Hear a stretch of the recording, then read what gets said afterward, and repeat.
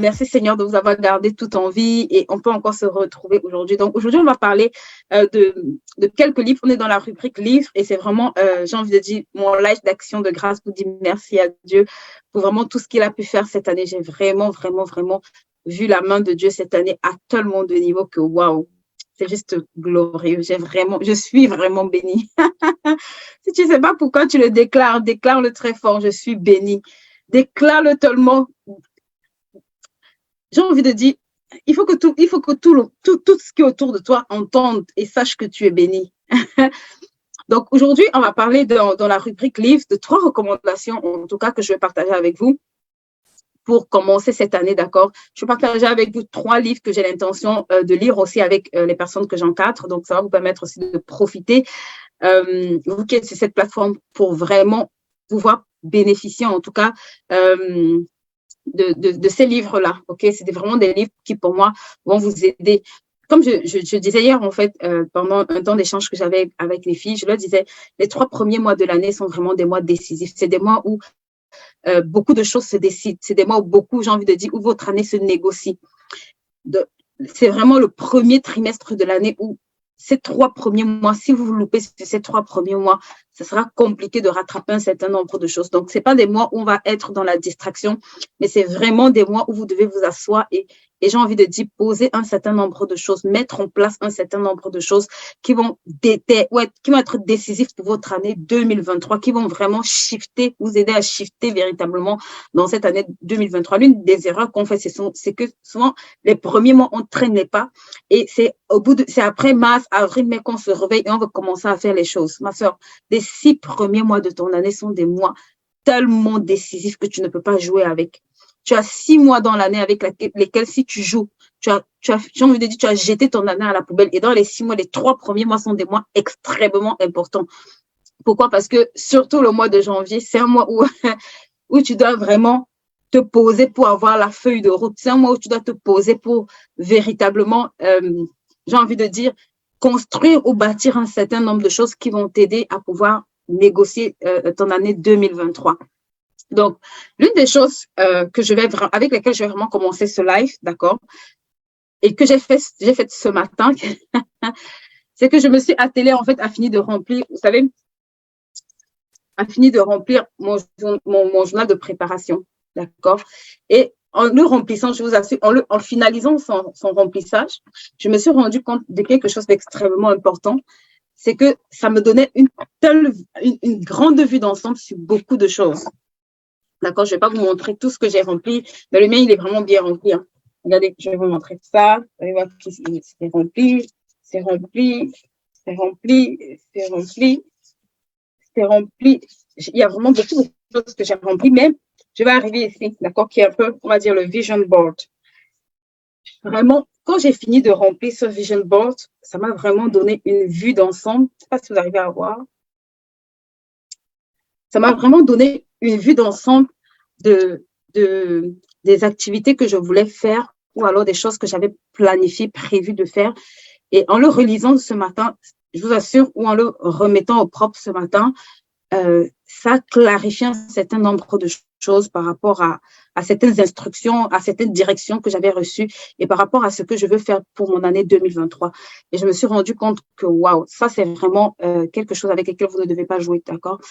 Alors, pour commencer vraiment une année sérieusement, reprenez le temps d'aller plonger dans votre journal de préparation. Vous n'avez pas écrit des choses juste pour les garder pour 2023. C'est votre plan de route pour 2023. Donc, prenez le temps de vous asseoir. Et j'ai envie de dire, travaillez à visualiser votre année.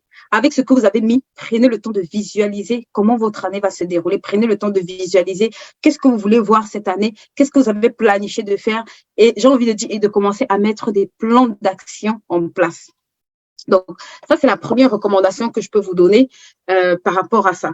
Maintenant, l'une des choses sur lesquelles j'ai vraiment prévu de travailler en 2023, en priorité, d'accord, une des bases que j'ai vraiment prévu de faire pour pouvoir véritablement décoller ou faire un certain nombre de choses, c'était de travailler sur le côté spirituel. Vous savez, le côté spirituel est très important quand on veut mettre certaines choses en place. C'est extrêmement important. Et j'ai sélectionné 3 livres que je vous recommande, d'accord, vu qu'on est dans la rubrique livre, en plus de votre journal de préparation, et vous savez déjà vos 120 jours où vous devez planifier day by day. L'une des résolutions que je me rendais compte que j'ai prises, c'est que quand je me suis assise, j'ai écrit dans mon journal, j'ai dit là, c'est le premier jour de l'année, et je me suis assise pour écrire, en fait, et je planifie ma première semaine de l'année, en fait. Je me suis dit, je dois planifier ça correctement, ma première semaine de l'année. Donc, et je la planifie en accord avec un certain nombre de choses que j'ai définies. Maintenant, le livre dont je vais vous parler, le tout premier livre dont je vais vous parler, et qui va vraiment vous aider sur les 3 prochains mois, d'accord, c'est un livre de Tommy Tenney. Ça s'appelle Rencontrez-le, et ça s'appelle 3 mois pour rencontrer Dieu. D'accord, c'est vraiment un livre que j'ai acheté, ça fait plusieurs années, et cette année, j'ai vraiment envie de le lire, ou alors je vous recommande vraiment de le lire sur les 3 mois. C'est un livre qui se lit sur 3 mois, donc votre premier trimestre. D'accord, vous avez, ça se lit vraiment en 3 mois. Vous pouvez le lire en 3 mois. Vous avez premier jour, deuxième jour, ainsi de suite. Donc, c'est vraiment un livre qui va vous permettre de préparer vos 3 premiers mois de l'année, en fait. Et pour ceux qui connaissent le pasteur Tommy Tenney, parce que je crois qu'il est pasteur américain, il a écrit God Teaser, Chasseur de Dieu, qui est un excellent livre aussi. D'accord, c'est vraiment quelqu'un qui a vécu beaucoup d'expérience avec Dieu. Et il partage en fait comment est-ce que sa quête de Dieu s'est déroulée. Donc ça, c'est vraiment un livre que je vous recommande. 3 mois, ça va vous aider pour le premier trimestre de l'année à bâtir votre vie spirituelle, à vraiment jour par jour. C'est un peu comme d'autres disent un dévotionnel, mais voilà. Ce qui est intéressant, c'est que c'est tellement profond. Je ne sais même pas comment vous expliquer, en fait. C'est tellement profond pour l'avoir lu. C'est tellement rempli de sagesse et de profondeur. Donc, ça, c'est vraiment 3 mois de votre année où vous pouvez prendre pour construire votre vie spirituelle. D'accord? C'est vraiment, comme il dit, c'est vraiment quelqu'un qui parle beaucoup de la soif de Dieu, qui parle du désir de connaître Dieu, du désir de vraiment payer le prix pour voir la manifestation tangible de Dieu dans sa vie. Donc, je vous recommande ce livre qui est du pasteur Tommy Tenney, d'accord? Vous le trouverez sur Amazon, je posterai le lien pour les personnes qui le veulent. C'est un excellent livre et franchement, 3 mois de l'année, si vous pouvez. Le deuxième livre, d'accord, que je vous recommande de lire, et vraiment, pour moi, c'est un livre, je crois que je l'ai lu déjà 2 fois, je pense, et je crois que ça, c'est la 3e fois que je le lirai cette année. Ça s'appelle La puissance du parler en langue de Glenn Erekion, d'accord? Ça, c'est un excellent livre, je vous assure. Le mien, je crois que je l'ai, ça fait déjà peut-être 6 ans maintenant. Et je l'ai lu et je l'ai relu. Et là, je dois encore le relire cette année. Pourquoi? Parce que je vous assure que pour avoir côtoyé beaucoup de personnes, ou alors pour être en train de côtoyer beaucoup de personnes, on n'est pas très conscient de la puissance du parler en langue. Et pourtant, c'est quelque chose d'exceptionnel et d'extraordinaire. C'est une richesse. J'ai envie de dire, c'est l'une des plus grandes bénédictions que tu reçois en tant qu'enfant de Dieu, la capacité de parler de nouvelles langues. Parce que tu t'édifies, tu prophétises sur ton avenir, tu rends des actions de grâce. Il y a tellement de choses que tu fais quand tu parles en langue que tu ne peux pas te permettre, en tout cas, de ne pas pouvoir expérimenter cette dimension spirituelle. D'accord? Donc, c'est vraiment un livre que je vous recommande. Il est rempli aussi de témoignages personnels. Il parle aussi de son témoignage, de ce qu'il a commencé à vivre quand il a commencé à parler, comment il s'exerçait aussi à parler en langue pendant des heures, pendant des temps où il parle en langue pendant des heures. Je vous assure, c'est vraiment un magnifique livre. D'accord? Et il parle surtout des bénéfices du parler en langue. Et il y en a tellement. Je vous assure, quand j'ai lu ce livre, je crois que j'ai réalisé vraiment que je n'utilisais pas correctement cet instrument-là. Je me suis dit, mince, j'utilise aussi peu cette puissante arme. D'accord? Donc, je vais vous lire quelques vérités. Il appelle ça au chapitre 10, les vérités inestimables. Donc, les langues sont des portes d'entrée dans le monde spirituel. D'accord? Ça, c'est une définition. La prière du Nouveau Testament désigne la prière en langue. Les langues ouvrent une ligne directe pour parler à Dieu. Les langues donnent directement accès à la salle du trône. Les langues permettent de dire des mystères divins et des secrets codés par Dieu. Les langues constituent le secret de la victoire face aux problèmes de la vie. Les langues prophétisent l'avenir que Dieu nous a préparé. Les langues sont une prière exprimant les plans de Dieu pour notre vie. Les langues révèlent la connaissance, les pensées et les secrets voilés aux yeux des impies. Les langues sont une porte d'entrée dans le royaume de l'esprit, le territoire des miraculeux. Les langues rendent notre homme spirituel puissant. Les langues nous maintiennent spirituellement en forme. Les langues nous amènent à prononcer des secrets qui étaient cachés jusque-là. Les langues décrètent des rémas de Dieu. Les langues nous tirent du passé pour nous projeter dans l'avenir. Les langues nous améliorent et sont une source d'édification spirituelle. Les langues établissent une base solide pour porter l'onction. Les langues renforcent et stimulent notre foi. Aucun obstacle ne peut nous ralentir quand nous prions en langue, ce que même nos ennemis ne peuvent nier. Les langues font monter des louanges merveilleuses d'actions de grâce. Les langues nous mettent en harmonie avec la volonté parfaite de Dieu. Elles expriment le langage et la volonté de Dieu. Elles pallient à notre pire faiblesse. Elles constituent la meilleure des assistances dans la prière. Les langues font que toute chose concourt à notre bien. Elles nous alignent à la pensée, elle aligne notre pensée sur celle de Dieu. Elles nous rendent accessibles au miraculeux. Les langues exaltent Dieu. Elles élargissent notre vision et la puissance de Dieu dans notre vie. Procurent un rafraîchissement et du repos. Rendent plus affûtés et plus fidèles dans l'onction. Facilite l'accès aux dons spirituels, nous prépare pour les merveilles de Dieu, aiguise lui et la sensibilité de notre homme spirituel à la voix de Dieu, nous aide à dompter notre langue humaine, développe une intimité avec le Saint-Esprit. Les langues sont une conversation tête à tête avec Dieu. C'est un abîme les langues sont un abîme appelant un autre abîme. Les langues accèdent à la révélation de la connaissance. Elles plongent dans la pensée de Dieu. Elles nous ouvrent la compréhension des Écritures aux yeux de Dieu plutôt qu'en adoptant un point de vue intellectuel. Franchement, là, je m'arrête. Je suis juste à 40. Il y en a encore et encore et encore. Et quand vous allez lire, pour avoir lu et relu, je vous assure que je me suis rendu compte que cet instrument-là, je jouais avec vraiment, je blaguais avec ça. Et je vous assure, dedans, ils donnent vraiment des recommandations. En tout cas, celles qui sont avec moi, on va vraiment prendre le temps de les pratiquer, d'accord? Pourquoi? Parce qu'on veut avoir des résultats, on veut vraiment pratiquer. Moi, j'ai horreur des choses qu'on lit sans mettre en pratique parce que c'est la meilleure des façons de rester au même niveau où on est. Donc, dedans, ils donnent vraiment des clés que vous pourrez lire et pratiquer, d'accord? Et pour celles qui sont avec moi, on lira aussi. Et ça, c'est nos trois premiers livres de l'année, d'accord, que je suis en train de partager avec vous. On va le lire. Le dernier livre que je vais partager avec vous également, je crois que je l'ai pas, je crois que je l'ai emprunté à ma sœur, donc je dois le récupérer. Mais je vais vous parler d'un qui est plus, on va dire, plus ou moins semblable à celui-là. Le premier livre avec lequel on va commencer, c'est Bonjour Saint-Esprit, d'accord? Vous pouvez l'acheter sur Amazon, je vous posterai également le lien. Ça, c'est Bonjour Saint-Esprit du pasteur Benny Hinn, qui est un excellent livre, d'accord, que je vous recommande de lire, en tout cas pour avoir une bonne base, si vous voulez vraiment travailler sur le côté spirituel en priorité. C'est un livre que je vous recommande. Et comme je l'ai pas, j'ai prévu de vous parler également d'un autre livre qui s'appelle Saint-Esprit, mon associé, du docteur Yonggi Cho, qui est un livre également que j'ai acheté, ça fait longtemps et que j'ai commencé à lire. Ça, c'est un livre tellement puissant. Tout le monde, franchement, vous savez, quand on dit que le meilleur investissement, c'est ce que vous faites sur vous. L'une des recommandations que moi j'ai reçues, c'était de mettre de l'ordre en fait dans mes affaires cette année. Et quand j'ai commencé ce matin à ranger, je vous assure que c'était vraiment, je me suis dit merci Seigneur pour cette recommandation parce que je me suis rendu compte qu'il y avait beaucoup de livres. J'ai une bibliothèque de livres, c'est incroyable. Et je me rendais compte qu'il y avait des livres que j'avais lus et ça faisait des années que je les avais pas relus en fait. Donc j'ai commencé à les classer pour les relire cette année. Et ce qui est extraordinaire, c'est que c'est vraiment des livres qui m'ont personnellement béni. Celui-ci, il parle du secret. Pour ceux qui connaissent le docteur David Yonggi Cho, qui était l'un des pasteurs d'une des plus grandes églises, je crois, en Corée, d'accord. Son église à l'époque avait plus de 600 000 membres.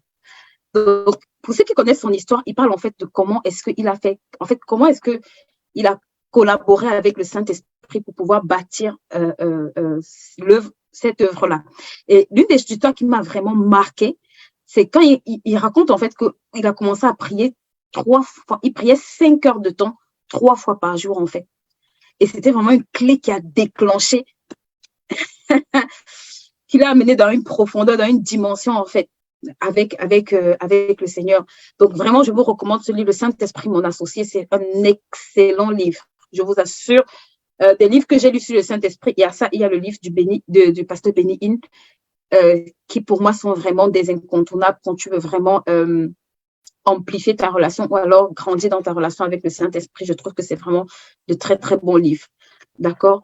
Et je vais clôturer avec un livre bonus que j'ai retrouvé et qui m'a fait rigoler parce que c'était aussi un très, très bon livre. Ça s'appelle Le feu de sa sainteté. D'accord? Et ça s'appelle Préparez-vous à entrer dans la présence de Dieu. Il est de Sergio Scataglini. Sergio Scataglini. Il n'est pas très connu, mais il est vraiment un très, très bon livre, d'accord, pour ceux qui veulent vraiment être, en tout cas, pour ceux qui veulent mettre de l'ordre dans leur vie. Ça, c'est un excellent livre. Je vous assure, il est vraiment excellent. Je ne sais pas si ça se trouve sur Amazon. Je l'avais acheté en bibliothèque. Mais j'ai beaucoup aimé, vous savez, il raconte une histoire, je vais vous lire un peu ce qu'il dit dans la préface derrière. Il dit 90% de pureté ne suffit pas. Si 2% de l'eau que vous buvez provient des égouts, la boirez-vous? Sûrement pas. De même, Dieu cherche la pureté dans nos vies à 100%, pas moins. Il exige que nous cessions de pactiser avec le péché et que nous cherchions la sainteté. Ce n'est qu'à ce moment-là que nous verrons la puissance se déverser et que nous expérimenterons sa présence dans nos vies. Donc, il travaille, en fait, il parle beaucoup, en fait, comme ça, le titre, le feu de sa sainteté. Donc, c'est vraiment un livre que je vous recommande aussi quand vous voulez travailler à mettre de l'ordre dans votre vie.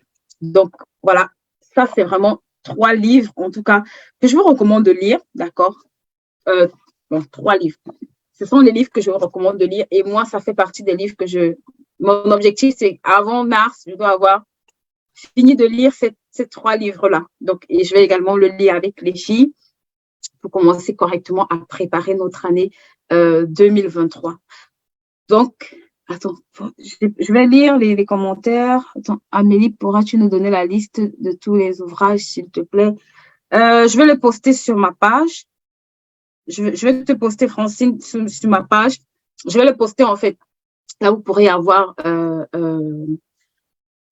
ces livres-là, d'accord? Je vais vous mettre les liens également. Je crois que vous pourrez les avoir sur Amazon aussi.